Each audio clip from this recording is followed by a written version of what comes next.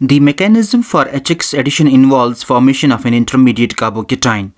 Therefore, HX additions are subject to carbocation rearrangements. Consider the following example in which the pi bond is protonated to generate the more stable secondary carbocation rather than the less stable primary carbocation. As we might expect, this carbocation can be captured by a chloride ion to form a secondary alkyl halide.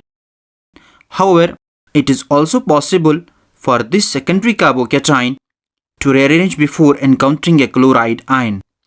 Specifically, a hydride shift will produce a more stable tertiary carbocation which can then be captured by a chloride ion to form a tertiary alkyl halide. In cases where rearrangements are possible, HX addition produces a mixture of products including those resulting from a carbocation rearrangement as well as those formed without rearrangement. Consider the second example. In the product, we don't see the bromine attached to any of the carbon-carbon double bonds. Therefore, rearrangement must have taken place. The first step will be Markovnikov addition of HBr, that means hydrogen on the less substituted side to form carbocation on the more substituted side. And this carbocation is a secondary carbocation which is having 3 methyl groups attached to the adjacent carbon. Therefore, 1,2-methyl shift from this carbon will produce a tertiary carbocation which can then be captured by a bromide anion to form a tertiary alkyl halide. The secondary carbocation can also be captured by bromide anion to form a secondary alkyl halide before the rearrangement.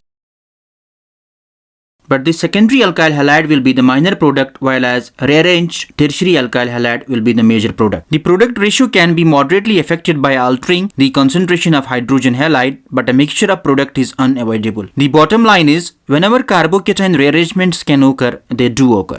Consider this example. The bromine is not present on any of the carbon-carbon double bonds in the product. Therefore, rearrangement has taken place. The first step will be addition of hydrogen on the less substituted side to form a carbocation on the more substituted side. This carbocation is having 2 methyl groups on the adjacent carbon. Therefore, a 1,2-methyl shift will produce a tertiary carbocation which is more stable than secondary carbocation. This tertiary carbocation can then undergo second rearrangement, which is a hydride shift from the adjacent carbon to form another tertiary carbocation which is now directly attached to the benzene ring. Therefore, the positive charge can resonate in the whole benzene ring, which means that this tertiary carbocation is now resonance stabilized and is more stable than the previous tertiary carbocation. When this is captured by the bromide anion, the product given is formed, which is of course the rearranged product. Consider the second example. In the product, we see a 6-membered ring and not the 5-membered ring. Therefore, rearrangement has taken place and this rearrangement has occurred via ring expansion. The first step will be addition of hydrogen on the less substituted side to form carbocation on the more substituted side, which is a secondary carbocation. This secondary carbocation can undergo a methyl shift from the adjacent carbon to form a tertiary carbocation on the ring, which can then be captured by bromide anion to form this product.